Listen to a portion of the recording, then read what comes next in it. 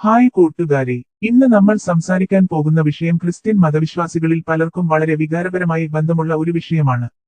തോമാ ശ്ലീഹ ഭാരതത്തിൽ വന്നു എന്ന് പറയുന്ന വാദം ചരിത്രപരമാണോ അല്ലെങ്കിൽ വിശ്വാസപരമാണോ എന്നതാണ് ഇന്നത്തെ നമ്മുടെ വിഷയം. ഇത് പറയുമ്പോൾ ഞാൻ ഒരു മതവിരുദ്ധ നിലപാടിൽ നിന്നല്ല ഈ വിഷയത്തെക്കുറിച്ച് പറയുന്നത്, പകരം ചരിത്രമായി തന്നെ കാണുക എന്ന നിഷ്പക്ഷ നിലപാടിൽ നിന്നാണ് സംസാരിക്കുന്നത്. ആദ്യം തന്നെ ഒരു കാര്യം വ്യക്തമാക്കണം. ഒരു കാര്യം ഒരു മതസമൂഹം നൂറ്റാണ്ടുകളായി വിശ്വസിച്ചു വരുന്നു എന്നതുകൊണ്ട് അത് ചരിത്രമാകുന്നില്ല. ചരിത്രമാകാൻ അതിന് സ്വതന്ത്രവും സമകാലികവുമായ രേഖകൾ വേണം. ഇപ്പോൾ തോമാ ശ്ലീഹ ഇന്ത്യയിൽ വന്നു എന്ന് പറയുന്ന ഗ്രന്ഥങ്ങൾ ഏതൊക്കെയാണെന്ന് നോക്കാം. ആദ്യമായി പറയപ്പെടുന്നത് ആക്ട്സ് ഓഫ് തോമസ് എന്ന ഗ്രന്ഥമാണ്. ഇതാണ് തോമാ ശ്ലീഹയുടെ ഇന്ത്യ സന്ദർശനം വിശദമായി പറയുന്ന ഏറ്റവും പഴയ രേഖ. പക്ഷേ ഒരു പ്രശ്നമുണ്ട്. ഈ ഗ്രന്ഥം 1-ാം നൂറ്റാണ്ടിൽ എഴുതിയതല്ല. ഇത് എഴുതപ്പെട്ടത് ഏകദേശം 3-ാം നൂറ്റാണ്ടിലാണ്, യേശുവിന്റെ മരണത്തിന് ശേഷം ഏകദേശം 200 വർഷങ്ങൾക്ക് ശേഷം. അതും ഒരു ചരിത്ര ഗ്രന്ഥമായി അല്ല. ഇത് ഒരു മതപ്രചാരണ ഗ്രന്ഥമാണ്, അതായത് ക്രിസ്ത്യൻ വിശ്വാസം പ്രചരിപ്പിക്കാൻ എഴുതപ്പെട്ട ഒരു അപ്പോക്രിഫ രചന. ഇതിൽ അത്ഭുതകഥകളും ദർശനങ്ങളും അതിശയോക്തികളും നിറഞ്ഞിരിക്കുന്നു. ഇത്തരം രചനകളെ ചരിത്രശാസ്ത്രം വിശ്വാസഗ്രന്ഥങ്ങളായി മാത്രമേ കാണൂ, സ്വതന്ത്ര ചരിത്രരേഖകളായി കാണില്ല. അടുത്തതായി പറയപ്പെടുന്നത് സഭാചരിത്രകാരന്മാരാണ്. Eusebius, Jerome, Gregory of Nazianzus തുടങ്ങിയവർ തോമാ ശ്ലീഹ ഇന്ത്യയിൽ പോയതായി പറയുന്നുണ്ട്. പക്ഷേ ഇവിടെയും ഒരു വലിയ പ്രശ്നമുണ്ട്. ഇവരാരും തോമാ ശ്ലീഹയുടെ കാലത്ത് ജീവിച്ചിരുന്നവരല്ല. ഇവരുടെ എഴുത്തുകൾ എല്ലാം 4-ാം നൂറ്റാണ്ടിലും അതിനുശേഷവും എഴുതപ്പെട്ടവയാണ്. അതായത് അവർ പറയുന്നത് അവരുടെ കാലത്തെ സഭാപാരമ്പര്യം മാത്രമാണ്, സ്വതന്ത്ര ചരിത്രരേഖകളും തെളിവുകളും അല്ല. അതിലുപരി അവർ ഉപയോഗിക്കുന്ന ഇന്ത്യ എന്ന പദം തന്നെ വ്യക്തമല്ല. പുരാതന കാലത്ത് ഇന്ത്യ എന്ന് പറഞ്ഞിരുന്നത് ഇന്നത്തെ ഇന്ത്യ മാത്രമല്ല, അറേബ്യ, എത്യോപ്യ, പേർഷ്യയുടെ ചില ഭാഗങ്ങൾ വരെ ഇന്ത്യ എന്ന് വിളിച്ചിരുന്ന കാലമാണ് അത്. അതിനാൽ ഇവരുടെ എഴുത്തുകളിൽ പറയുന്ന ഇന്ത്യ ഇന്നത്തെ കേരളമാണെന്ന് ഉറപ്പിച്ച് പറയാൻ ഒരു വഴിയുമില്ല. ഇനി കേരള ക്രിസ്ത്യാനികളുടെ പാരമ്പര്യത്തിലേക്ക് വരാം. കേരളത്തിലെ സിറിയൻ ക്രിസ്ത്യാനികൾ തലമുറകളായി പറഞ്ഞുവരുന്ന ഒരു വിശ്വാസമാണ് തോമാ ശ്ലീഹ ക്രിസ്തുവർഷം 52-ൽ കേരളത്തിൽ എത്തി എന്നത്. ഇത് വളരെ ശക്തമായ ഒരു സഭാപാരമ്പര്യമാണ്.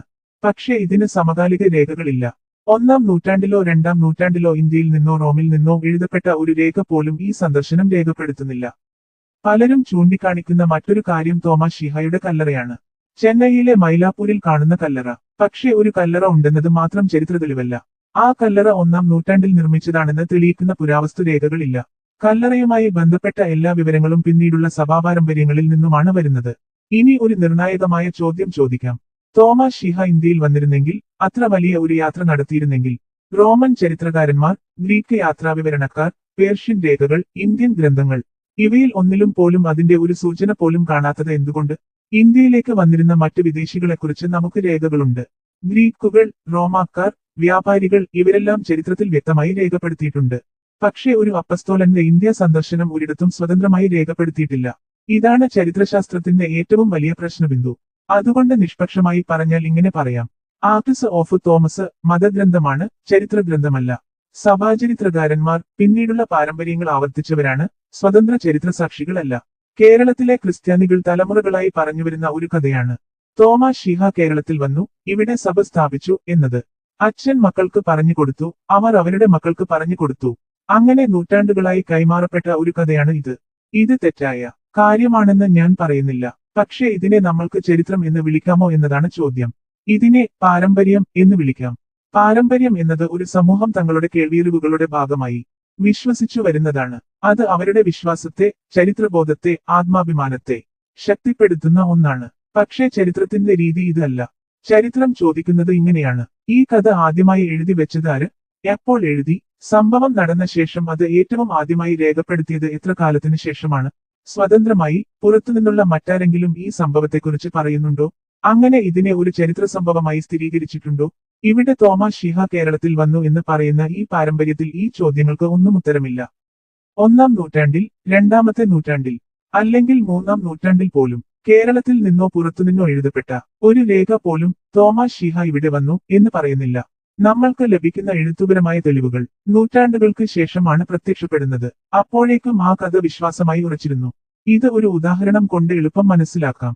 ഒരു ഗ്രാമത്തിൽ നൂറ്റാണ്ടുകളായി പറയുന്ന ഒരു കഥ ഉണ്ടെന്ന് കരുതൂ. നമ്മുടെ ഗ്രാമത്തിൽ ഒരിക്കൽ ഒരു മഹാരാജാവ് വന്നു എന്ന്. ആ കഥ തലമുറകളായി നിലനിൽക്കുന്നു. ഗ്രാമത്തിലെ എല്ലാവരും അത് വിശ്വസിക്കുന്നു. പക്ഷേ ആ രാജാവ് വന്ന സമയത്ത് എഴുതിയ ഒരു രേഖയുമില്ല. അയൽനാടുകളുടെ രേഖകളിലും അതിനെപ്പറ്റി ഒന്നുമില്ല. അപ്പോൾ ആ കഥയ്ക്ക് മൂല്യമില്ലേ? ഉണ്ട്, അത് ഗ്രാമത്തിന്റെ പാരമ്പര്യമാണ്. പക്ഷേ ഒരു ചരിത്രപുസ്തകത്തിൽ അതിനെ സ്ഥിരീകരിച്ച സംഭവം ആയി എഴുതാൻ കഴിയുമോ? അവിടെ തന്നെയാണ് വ്യത്യാസം. തോമാ ശ്ലീഹ കേരളത്തിൽ വന്നു എന്ന് പറയുന്ന പാരമ്പര്യവും ഇതേ അവസ്ഥയിലാണ്. ഇത് കേരളത്തിലെ ക്രിസ്ത്യാനികളുടെ ആത്മീയ പാരമ്പര്യത്തിന്റെ ഭാഗമാണ്. അവരെ ഒന്നിപ്പിച്ച് നിർത്തുന്ന ഒരു വിശ്വാസ്യതയാണ്.